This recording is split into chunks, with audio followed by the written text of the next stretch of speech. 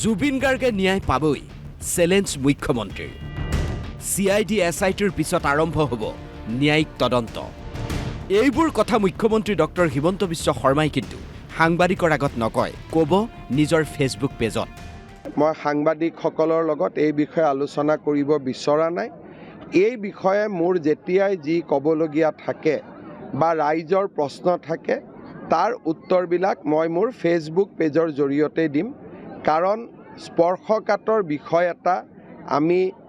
প্ৰত্যেক 10 মিনিটৰ মূৰে মূৰে আলোচনা কৰি থাকিলে ইয়াৰ ফলাফল বিৰূপো হ'ব পাৰে চাওঁ আহক ফেচবুক লাইভত কি কৈছিল মুখ্যমন্ত্ৰীয়ে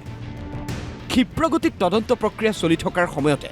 অশুভ শক্তিৰ ষড়যন্ত্ৰৰ গোন্ধ পাইছে মুখ্যমন্ত্ৰী ডক্টৰ শৰ্মাই মুখ্যমন্ত্ৰীৰ সন্দেহ তদন্ত বিপথে পৰিচালিত কৰিব বিচাৰিছে একাংশই উচ্ছেদৰ বিৰোধিতা কৰিবলৈ জুবিন গাৰ্গক ঢাল হিচাপে ব্যৱহাৰ কৰাৰ অভিযোগ মুখ্যমন্ত্ৰীৰ জুবিনৰ হত্যাৰ বা জুবিনৰ মৃত্যুৰ তদন্তক বিপথে পৰিচালিত কৰিবৰ বাবে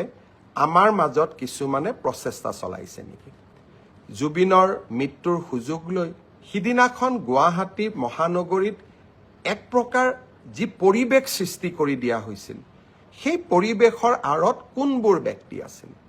মই ৰাইজক আকৌ এবাৰ কম চৰকাৰখনক আপোনালোকে বেয়া পাব পাৰে আমি আপোনালোকৰ কিছুমানৰ ঘৰ এভিকশ্যন কৰিছো আপোনালোকে আমাক বেয়া পায় কিন্তু এভিকশ্যনৰ প্ৰতিশোধ ল'বলৈ জুবিনক আপোনালোকে ঢাল হিচাপে ব্যৱহাৰ নকৰিব কেৱল ইমানেই নহয় জুবিন গাৰ্গক ন্যায় দিবলৈ যাওঁতে চৰকাৰক বিপদত পেলাবলৈ ব্যৱহাৰ কৰা হৈছে আৰ্টিফিচিয়েল ইণ্টেলিজেন্স আপোনালোকে এই ফটোখন চাওক বিমানবন্দৰত যেতিয়া আমি শ্যাম কানু মহন্তক গ্ৰেপ্তাৰ কৰি লৈ আহিছিলোঁ এইখন আছিল তেখেতৰ প্ৰকৃত ছবি কিন্তু চৰকাৰখনক বিপদত পেলাবৰ বাবে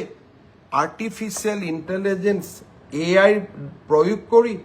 হাঁহি থকা শ্যাম কানু মহন্তক ৰাইজৰ সন্মুখলৈ লৈ অহা হ'ল দুইখন ফটো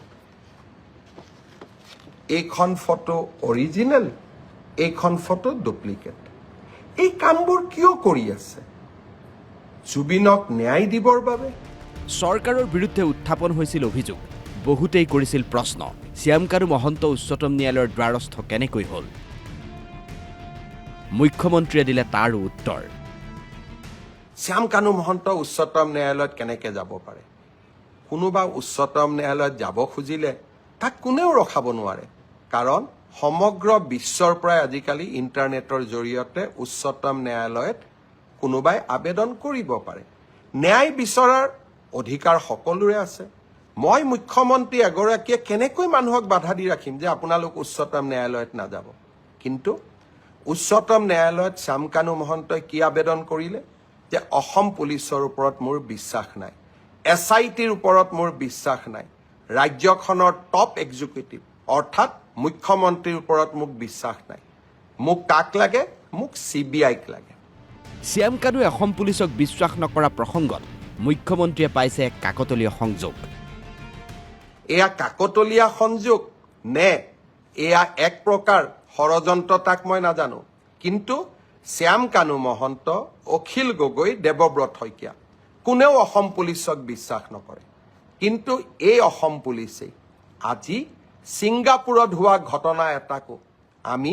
তদন্তৰ আওতালৈ আনি 4জনকৈ ব্যক্তিক আমি আজি জেলৰ হাজতত ৰাখিবলৈ সক্ষম হৈছোঁ ছিংগাপুৰ অসম এছ'চিয়েশ্যনৰ সদস্যক প্ৰথমবাৰৰ বাবে সকিয়নি মুখ্যমন্ত্ৰীৰ মতে চৰকাৰে সকলো ব্যৱস্থা হাতত ল'ব মুখ্যমন্ত্ৰীৰ ঘোষণা CID SITৰ লগতে জুবিন গাৰ্গৰ ৰহস্যজনক মৃত্যুৰ হ'ব ন্যায়িক তদন্ত ব্যুৰ ৰিপৰ্ট DY365